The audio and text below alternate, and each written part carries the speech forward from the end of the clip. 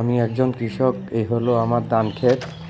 ধান ক্ষেত এখন বর্তমান অবস্থা হইল ধানের থোঁড় আসছে, সবুজ শ্যামল, কত সুন্দর সুন্দর ধান।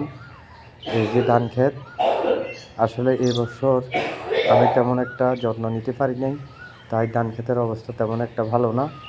চারদিকে কিচিরমিচির কোকিলের শব্দ শোনা যায়। এই দেখেন আমার ধান। আসলে এই ধানের পিছনে অনেক পরিশ্রম করে থাকি আমরা কৃষকরা। এরপরে মাটি এই ধান ফলে ধান সবুজ শ্যামলা, দেখতে খুবই সুন্দর লাগে। সবুজ শ্যামলা পরিবেশ বাংলাদেশের কৃষিকাজই আমরা সবসময় কৃষকরা মনোযোগ সহকারে দেখে থাকি, তাই আমাদের কাছে খুবই ভালো লাগে, আনন্দ সহকারে আমরা কাজ করে থাকি। যদি আমার ভিডিওটা ভালো লাগে, আপনারা সবাই লাইক, কমেন্ট, শেয়ার করে পাশে থাকবেন।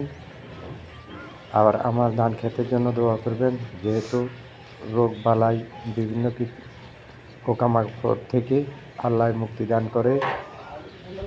সবাই আমার ধান ক্ষেতের জন্য দোয়া করবেন। সবাই ভালো থাকবেন, সুস্থ থাকবেন, নিরাপদে থাকবেন।